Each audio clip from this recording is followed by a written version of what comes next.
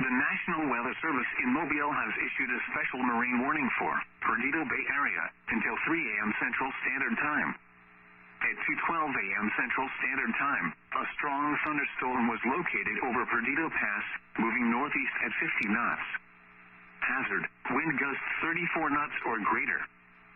Source, radar.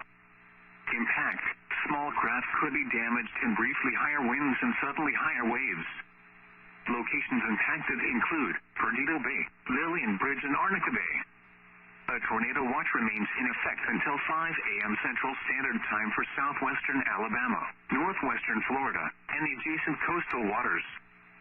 Thunderstorms can produce sudden waterspouts.